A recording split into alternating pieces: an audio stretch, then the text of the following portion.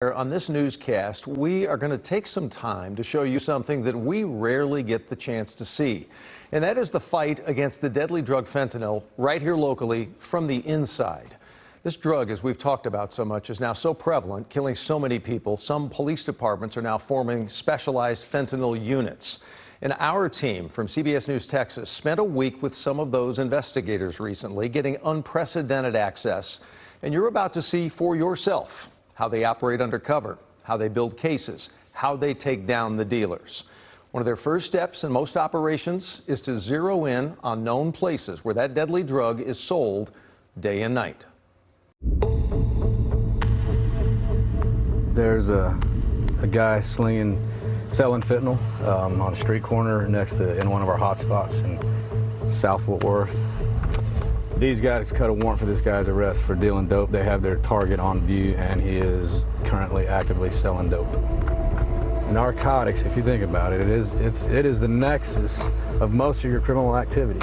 Why does a burglar break into your house and steal your stuff? I mean, can you hear me? To get money to go buy dope. Hey, it's Sergeant Baines.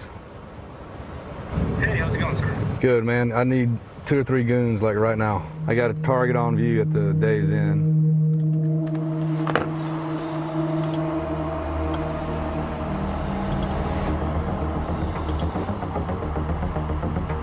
Hey, you got somebody on the Days Inn camera right now? Yeah, we'll be on it for like the next hour or so. Yeah, I think that the marked units are about to do a takedown here momentarily. All right, what's the guy's location? It's right there on French, just at the very south end of the hotel. All right, marked units are moving in. That went ideal. No use of force. That guy complied.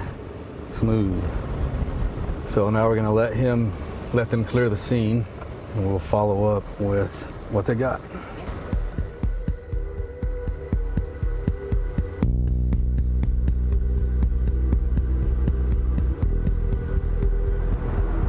This is fentanyl right here.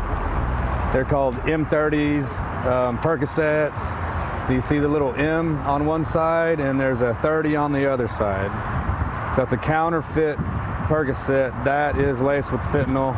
And resell on the street, those are probably, I'm gonna say, I bet you they're paying anywhere from $5 to $7 for each of those pills. So we have different field testing kits. So this one is for fentanyl. So you take this little Q-tip, rub it all around. Take that. So it shows up like a pregnancy test or a COVID test. It shows up pretty quick. A single line right there means it's positive for fentanyl. Every time, ideally, we'd always work up that food chain because that's the real way to disrupt. Hitting the pocket dealers, the little gas stations that are busy, the car washes, that kind of stuff. That makes an impact here and now.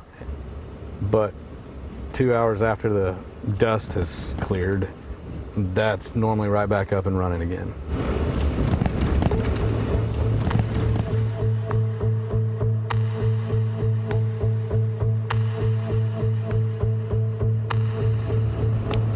All right, thanks for giving me 5 minutes. Y'all can go ahead with it.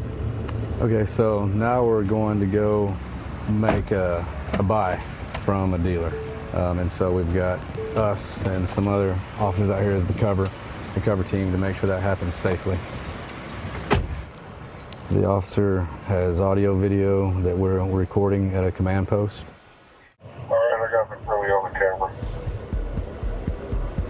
I'm about to try to make the buy. Should be walking away, just not piping for me. Sounds like you might be getting called upstairs.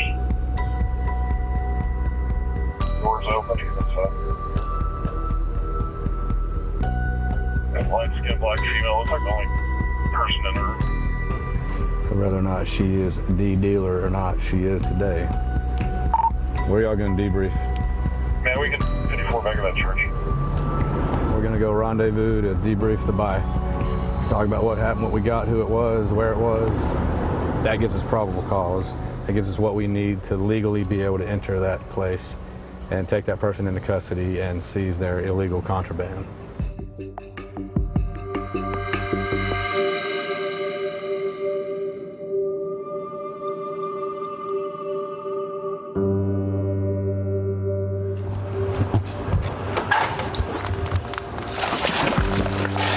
You can assume there's a lot more going on than what we know about. Let's say, hypothetically, we know of a particular room that's actively selling narcotics, and so that's the target of our warrant today. That doesn't mean that the rooms right next to it or the other side of the parking lot aren't involved or doing the same thing. That just adds another layer, another variable that we have to deal with. So we've got to cover all those threats. We've got to go in ready for all kinds of contingencies and surprises. Robo, going around to the front.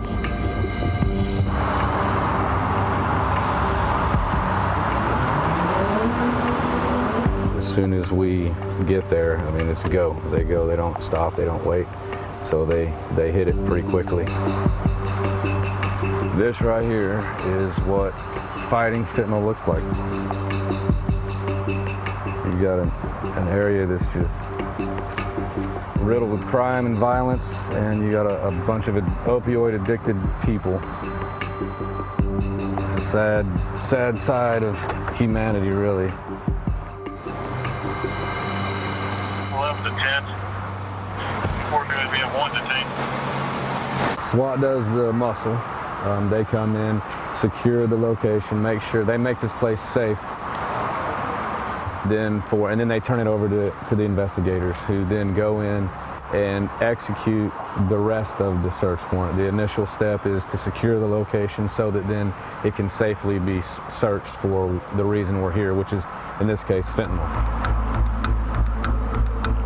For this block, this is normal. Yeah, it's sad. Murder, robbery, rape, human trafficking, auto theft, narcotics trafficking, gangs, guns, dope. It's got everything every day. That's how bad this one is. Records from the city show that police have been called to the Days Inn nearly 1,200 times in the last 3 years.